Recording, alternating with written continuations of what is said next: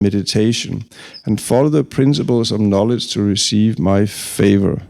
By these actions, you will be able to understand everything from within your heart. Purport. The mercy of the Lord bestows upon a particular person engaged in executing the responsible work entrusted to him is beyond imagination.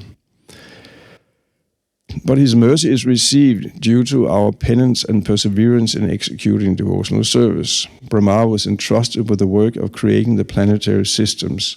The Lord instructed him that when he meditated, he would very easily know where and how the planetary systems must be arranged. The directions were to come from within, and there was no necessity for anxiety in that task. Such instructions of Buddha Yoga are directly imparted by the Lord from within, as confirmed by Bhagavad Gita 10.10. Bhuyas tvam tapa atushta vidyam chaiva madashrayam tabhyam antaridi brahman lokandraksha shaparitan. O Brahma, situate yourself in penance and meditation, and follow the principles of knowledge to receive my favor. By these actions, you will be able to understand everything from within your heart.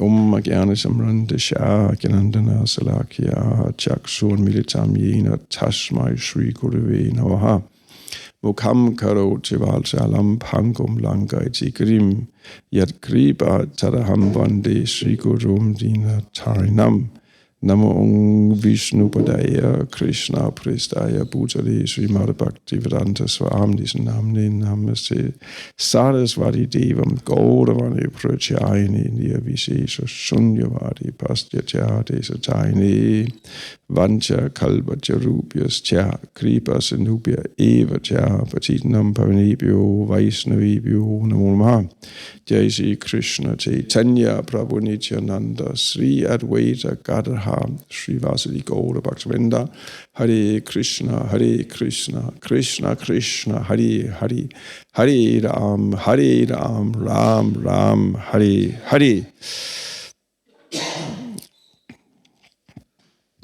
Yeah, so here the Lord is instructing Brahma how he can achieve the favor of the Lord. And the favor of the Lord is achieved by, of course, executing devotional service, and by, as Prabhupada writes here, engage in executing the responsible work entrusted to him. It says, if one is engaged in executing the responsible work that one has been entrusted, then the Lord's favor upon him is beyond imagination. That is the great secret in devotional service.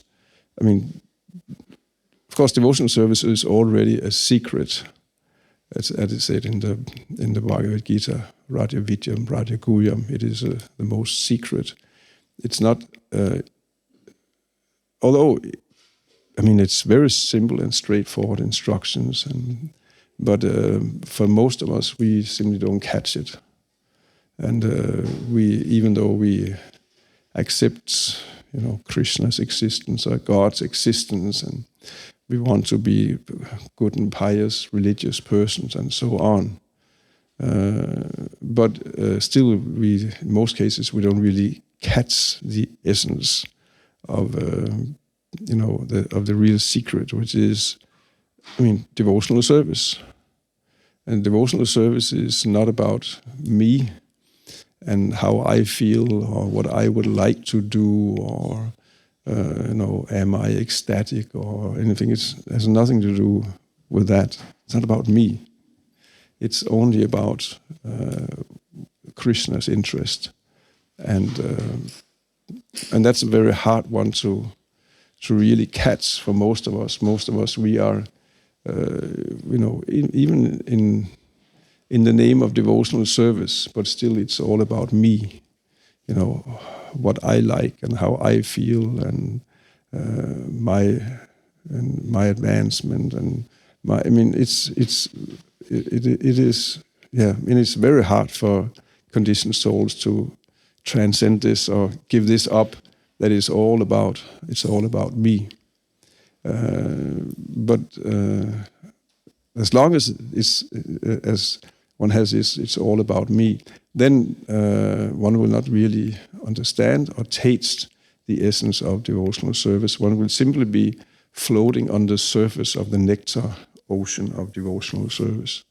It is one of the, you can say, states or conditions where one is somewhat, even though one is a serious practicing devotee, but still one is stuck and one hasn't really come, into devotional service as such. It's these are stages on the level of anatta nivritti, when one is working to get rid of the anarthas, and one can be caught up and get stuck in these different conditions. These are described by Vishwanath Chakravarti Thakur in his Madhurya Kadambini. He discusses 6 conditions and 6 states where somehow one can get stuck and not get further and get distracted and deviated from devotional service. So one of them is to practice devotional service. In one sense, it is one is living a material life in the name of devotional service. Devotional service means, of course, it is a nice life. One does get a nice life as a devotee. One is situated in sattva. One is eating good food. One becomes healthy. One is with nice people. Devotees are very nice to be with. It's actually, if you want to be a materialist, then live as a devotee. That's the best life you can have. Who's there? Look around. Who's living as well as we are doing? So, but the danger is that one simply gets stuck on that level. That it is a nice life, and it's most material miseries, they disappear. To a large degree, anxieties disappear. Even after some time, one practices devotional service.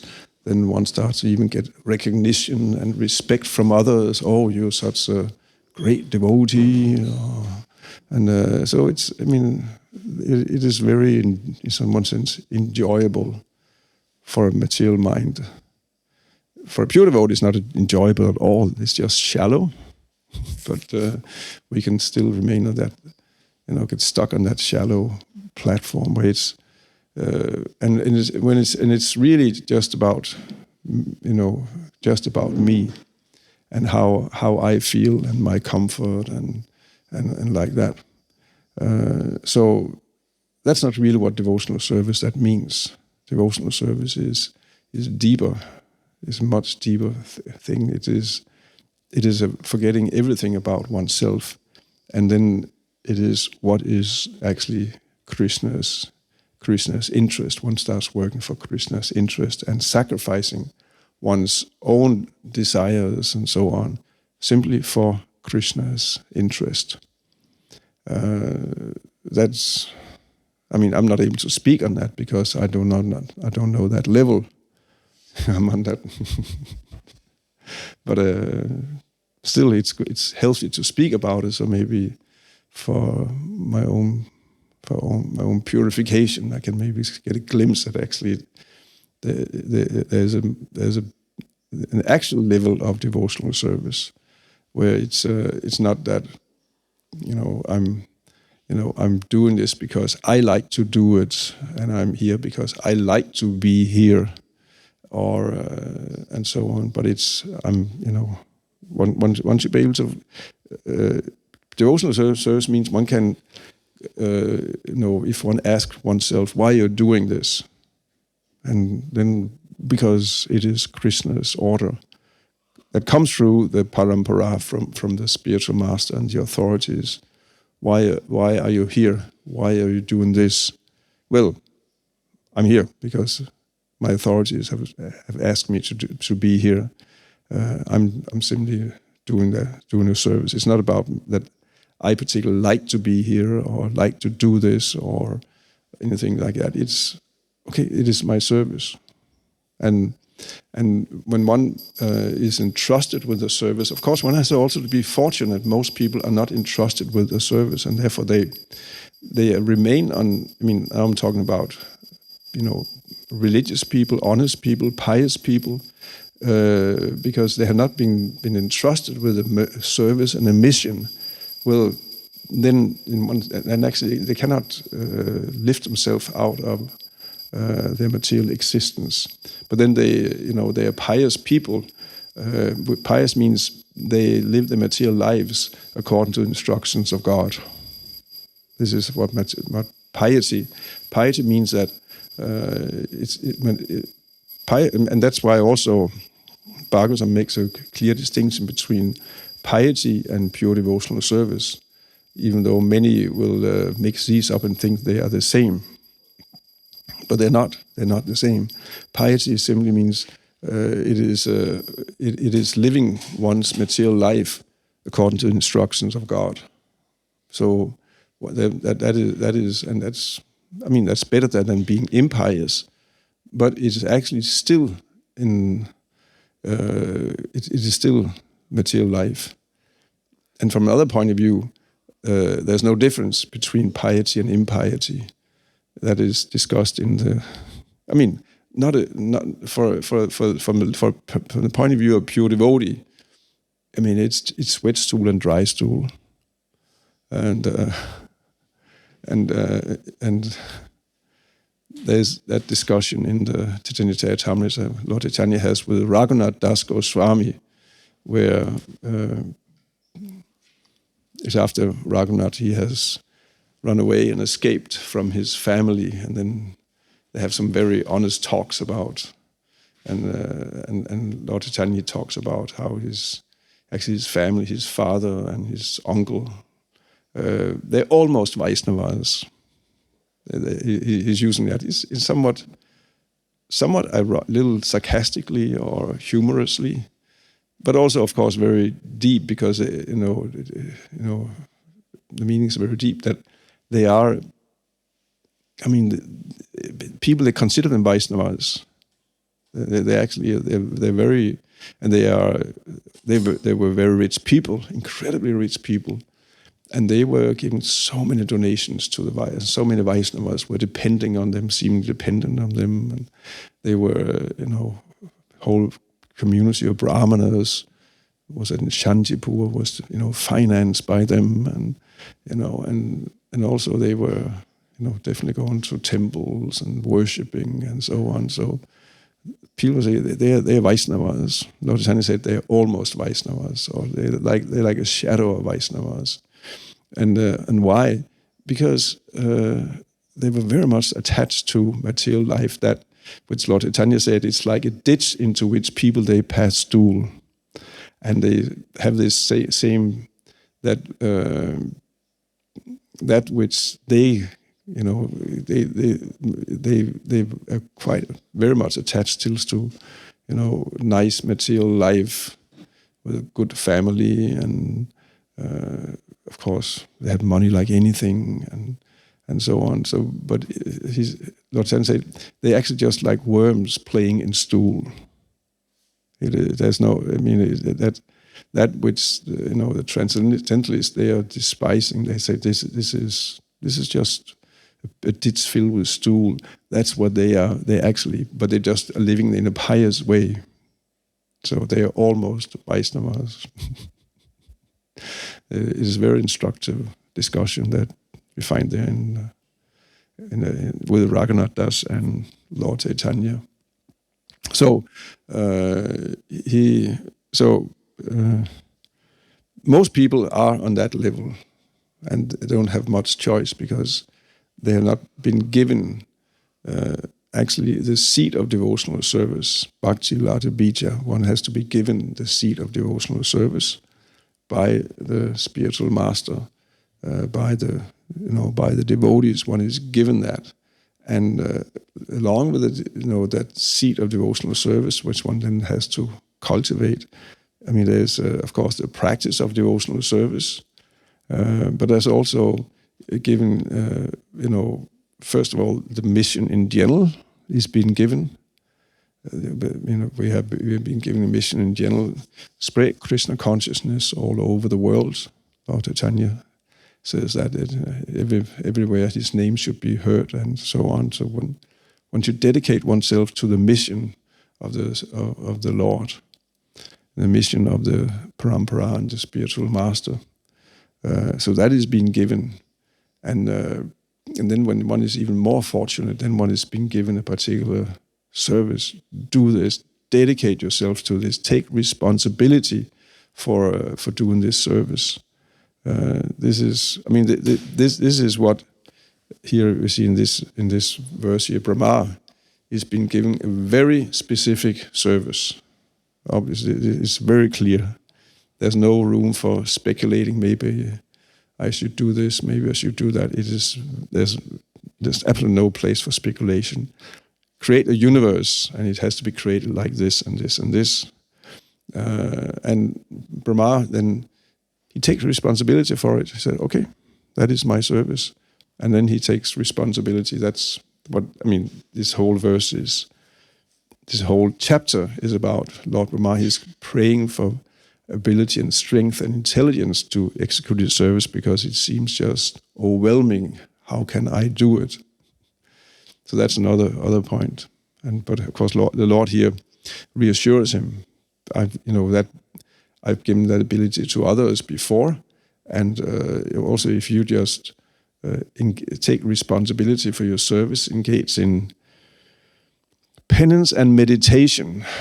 Now, of course, that's also important. What does that mean? But practically, in this context, it means he does his service. He dedicates himself completely to the task that he's been given. Meditation means he's focused on that.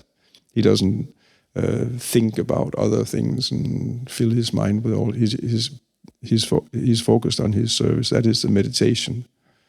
Prabhupada makes that also very often clear. Austerity or penance means doing what service no matter what.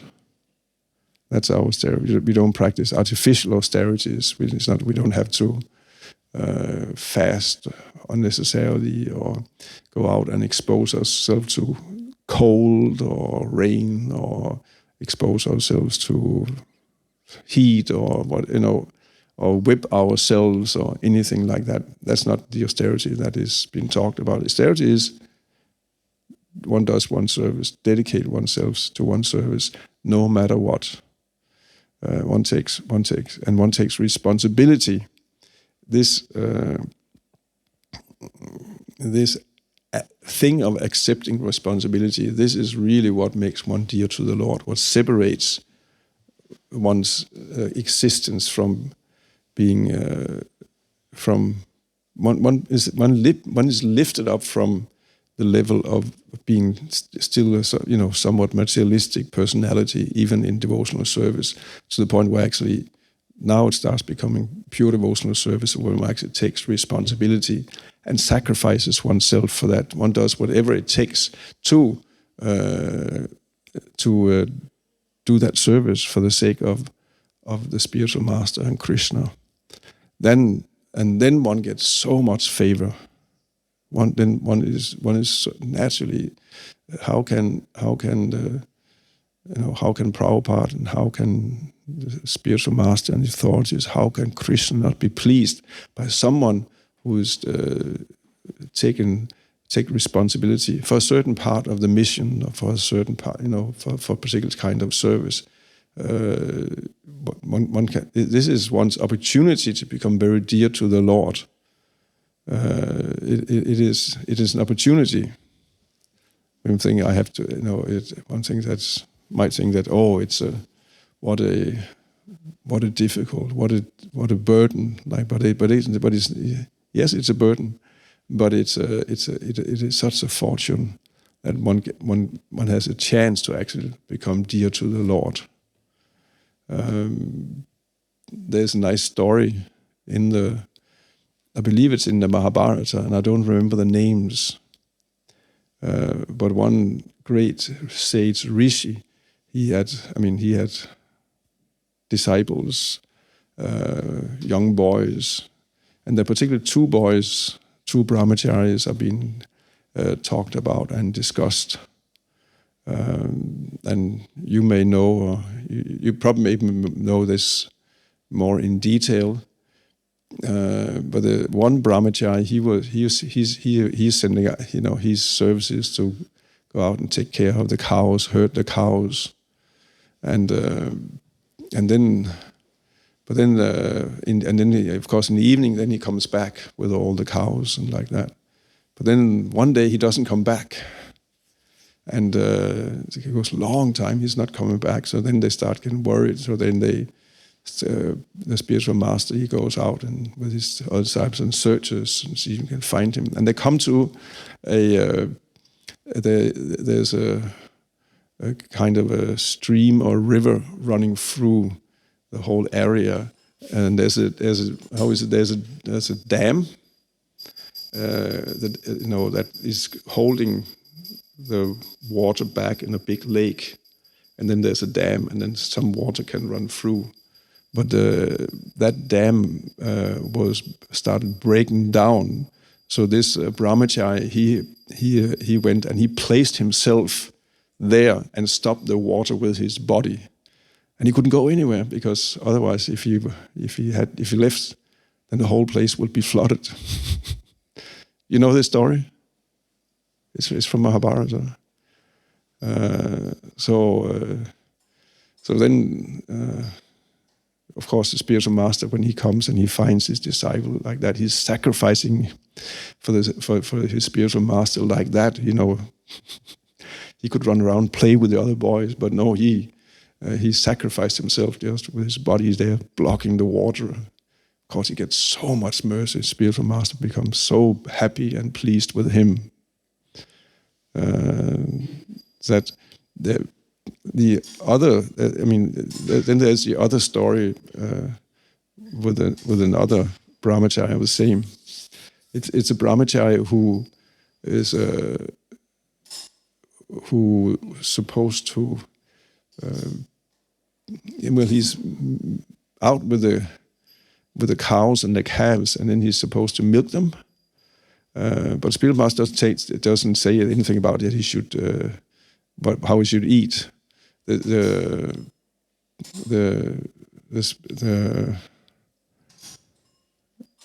the brahmachari, he just drinks some milk from the cows, and then when he comes back, then spiritual master, and how were you eating? And he said, I was drinking some milk from the cows.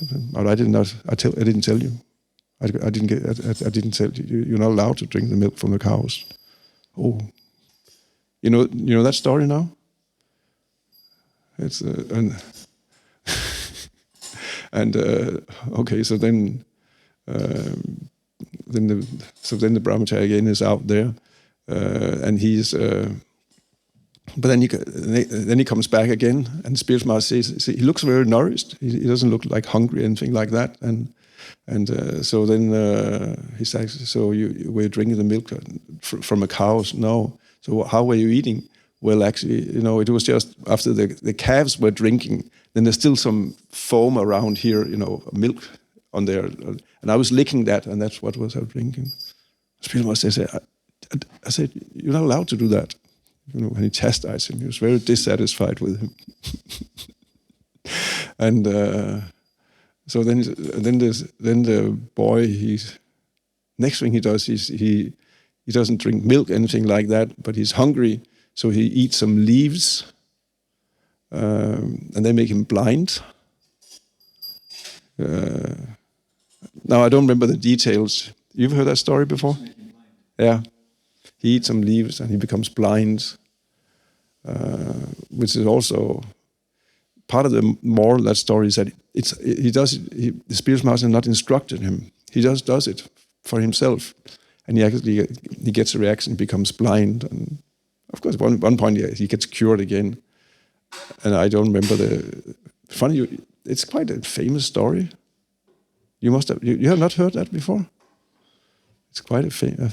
I mean, I've heard it on a few occasions. So anyway, but here the instructive story is about this: the first brahmachari who sacrifices himself for the interest of his spiritual master. With his body, he's lying there for many, many hours, blocking that water. And spiritual master is very, very satisfied. You sacrifice your comfort for my sake. It wasn't. There was nothing for his own sake. It was for the sake for the interest of the spiritual master. Okay, so. So fortunate are those who actually, are getting a particular instruction, mission, and accept it and take responsibility for that particular service that they're being given.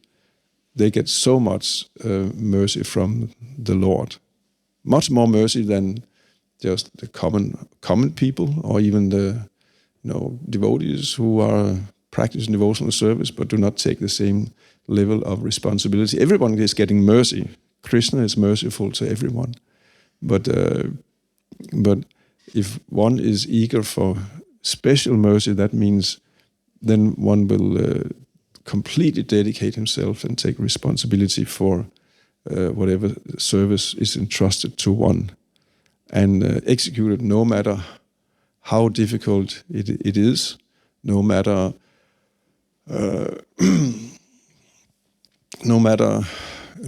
what one has to sacrifice. One will execute that service.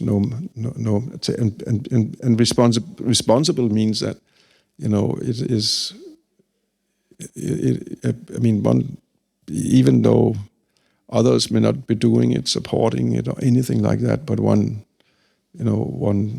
still continues executing that service and showing the Lord, you can trust me. The point is to come to the point of that the Lord can trust us. There's so much focus on, that, do I believe in God? We have to have faith in God. And that's one thing. But more important is that God should have faith in us. That is, the devotee actually. We meant to show the Lord, you can trust me, you can trust us, and that is done by one is entrusted a service, and one takes responsibility for that service, and one shows the Lord, yes, you can trust me. I will do my service, no matter how difficult it is. I'll do whatever it takes to execute that. And that's actually how one becomes very dear to the Lord. That's how Lord Brahmā, we're talking about Lord Brahmā's example, this is how he has become so dear to the Lord. And one sense, in general, the demigods, this is why demigods, they actually are very dear to the Lord. They're very responsible. They're taken, like you have, for example, Surya. Surya is a very responsible person. He's he has to keep the sun in its orbit all the time. There's no space for deviation or anything like that. That takes someone who can, be responsible on that level. The sun has to be kept in the orbit for millions and millions of years, and cannot be any deviations. So one has to be really responsible to have such a service. So someone who accepts such a service and does it very responsible, the Lord naturally is very, very pleased with. One becomes very dear to the Lord, like that. Brahmā is very dear to the Lord. We see that.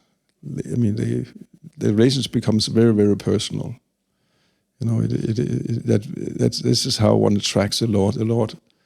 The Lord becomes, the devotee who is executing or takes responsibility for the Lord's service becomes very dear to the Lord, and then as a result, also the Lord becomes very dear to him. That becomes reciprocal, and we see that actually Lord Brahmā and Krishna they have a very very deep relationship. We see that here.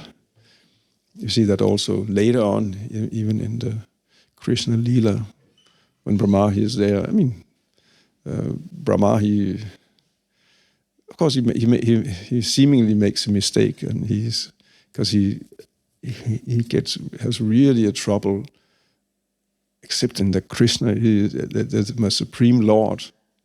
Here Lord Brahmā, he's been instructed by Garbhodakasaya Vishnu. Do we understand how big Garbhodakasaya Vishnu is? How powerful, how great, and like that. And then we have the other way around. Little Krishna running around and just playing with his friends, his and being, and in one sense it's hard to see when you see boys, little boys like that, they seem pretty foolish. I mean, they run around, they laugh, they shout, and they really are they are really attracted to being. Actually, I'm sometimes wondering what is it that they're attracted to, that is so exciting and funny. Like Madhu, his mother said that he's right now. Madhu is in the States where everything is guns and pistols, bang, bang, bang, bang, and you see when he runs around, he's so he thinks it's so funny, so exciting, and I don't really get it. Of course, then I play with him. Then I also point my cane at him and say bang, and then he thinks it's so funny. But I mean, okay, for me it's funny to see him laugh. But what is it that is so? I mean, I was like that myself. I think we were all boys who were running around with pistols and playing cowboys and like that. And I remember vividly I was doing like that. But now I think about it, would I do it again? It just seems silly. It just seems like there's nothing. What's so funny about that? So, but Krishna, he's running around with his friends like that, playing, silly children games, hide and seek, and running around, and playing monkeys and playing frogs and like that, stealing each other's lunch bags, and Krishna was, he's just really into it, and he enjoyed it. And so Brahma, he was very bewildered. How can that be my Lord? And he knew it was him, but then again, how is it possible? So I don't know if at least, of course, it's a whole Leela. Brahma facilitates a lot of pastime to go on by stealing all his cows and cowherd boys and like that, and then after, in the end, then the whole show is concluded with that when the Lord has expanded himself into all the missing calves and cowherd boys, and then when Brahma, he comes back and sees they're still there, and he's bewildered, and then he sees they're also the calves and cowherd boys, and I've hidden, they're also there, but also they're with Krishna. How is that? And then suddenly in front of him, they all change into Vishnu forms who are dancing around Krishna, and he gets incredible vision and is completely embarrassed. But it's very intimate still. I mean, Krishna does not make such a show for just anyone. He does it still with a devotee who is very dear to him. Lord Brahmā is very dear to him, and Krishna has. I mean, it's enjoyment for Krishna anyway to be able to make such a show for Brahmā. Brahmā is very dear, and why is he again very dear?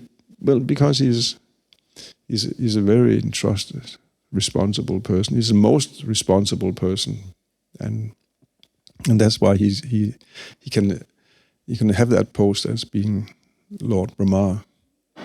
So similarly, we are in this Krishna consciousness movement. And there's so much service here, and it is a fantastic opportunity to become very dear to the Lord, become very dear to Prabhupada, very dear to, by serving that mission that we have been given and taking responsibility and being dependable and like that. This is actually how we can get the real mercy. Isn't it Prabhupada said that your love for me will be shown by how much you cooperate to maintain this institution that I've started when I'm no longer here. It's one of the Prabhupada's final instructions, very important. It's often, I mention that sometimes, very often amongst devotees, the complete instruction is not being given. It's often just Prabhupada said we should cooperate, but Prabhupada was, he said more than that. He was more specific than you just cooperate. He said he actually experienced what you should cooperate about. You should cooperate to maintain the institution that I've started when I'm no longer here. This is how you show your love for me. And also, I'd like to turn around also that, this is how we show our love for Prabhupada. But then again, I don't have any love for Prabhupada. I don't have love for anyone, if you ask me. I'm very cold and, I'm a very stone-hearted person. I don't have love for anyone. So how can we develop love for Prabhupada? Well, actually, by doing it, if we cooperate and maintain that institution that he has given, then we can.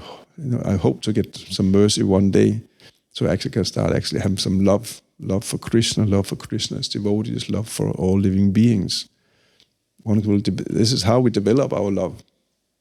We develop our love by being responsible, cooperating with other devotees. It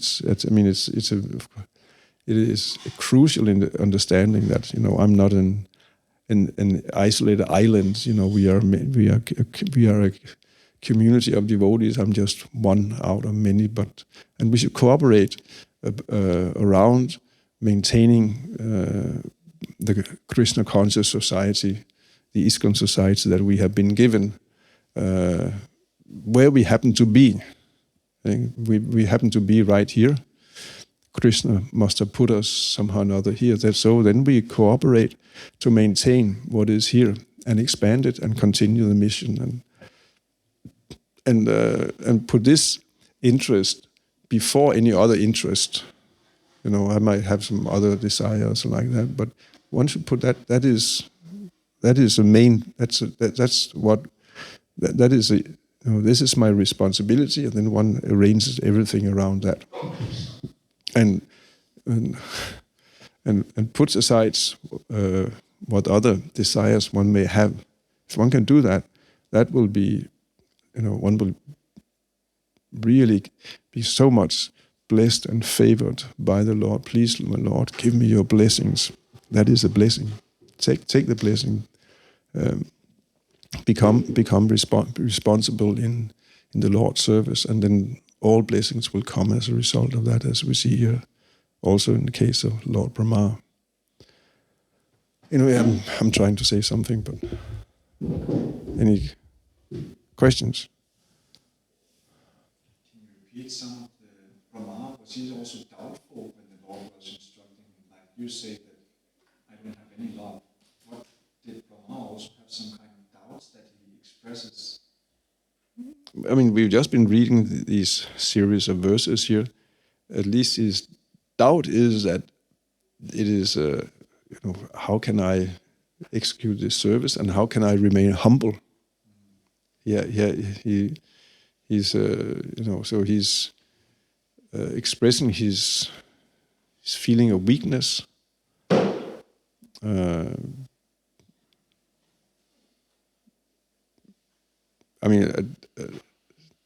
I think that's and that's natural. Everyone will have a. Prabhupada also expressed, that feeling of helplessness, in the prayers when he first comes to America, how can I do this? People here are completely covered by the modes of ignorance and passion. How can I don't see how it is possible. But then again, he has faith in Krishna, that if Krishna has brought me here, then, well, there must be a reason. And then his mood is that, yes, I don't know how it can be done. But of course, I'll try. And I'll do my very best, and then we'll see. And then it's up to you that you can help all these people to get out of the modes of passion and ignorance and become devotees. And then he says, and I want this. I really want this, so you please do it. He's also, Prabhupada feels somewhat helpless, but also he expresses he has a strong desire to actually give the mercy to all these very fallen people. People in India cannot imagine how fallen people are in the West. Especially back then. They have no idea of anything like Krishna consciousness, spiritual life. They have basically no understanding that they admire or anything, and they're very happy in their material life. They're not happy; they're completely miserable, but they think they're happy and they're very attached to it and very proud of their material life.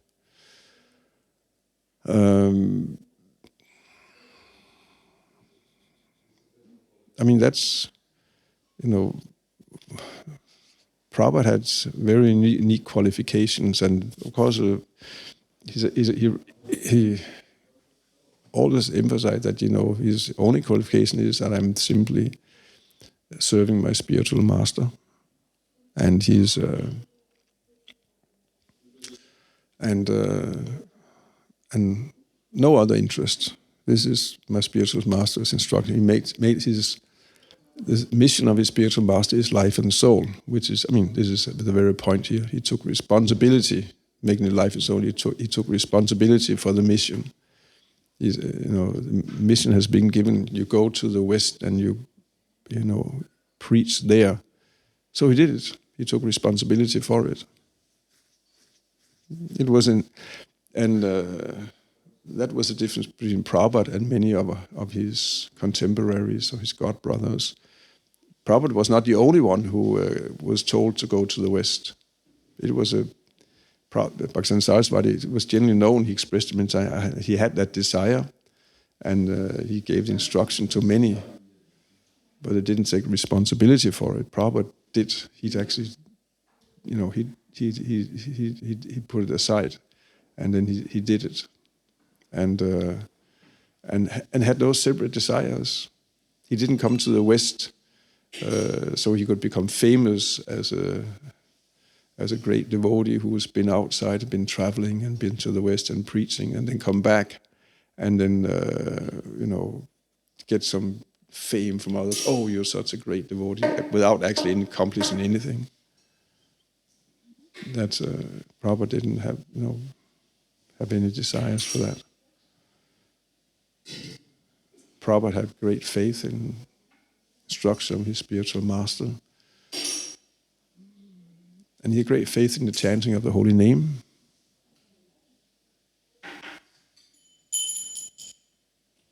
There's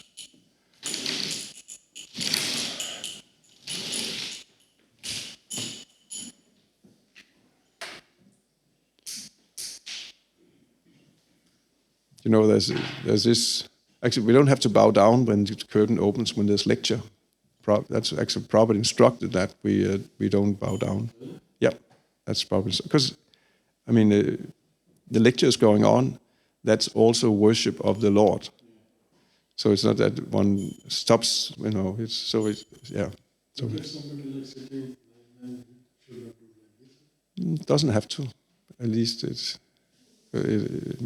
Definitely not something that distracts from the lecture. And just being concentrated on the lecture itself, it is also, Bhagavatam is none different from the Lord. We are already engaged in puja of the Lord by listening to the Bhagavatam. Can you not do this time did you look at him? I mean, mainly let's listen to the Bhagavatam. Don't get distracted from that. It's normally finished when they go up. We're supposed to finish now. That's another point. We're supposed to stop now.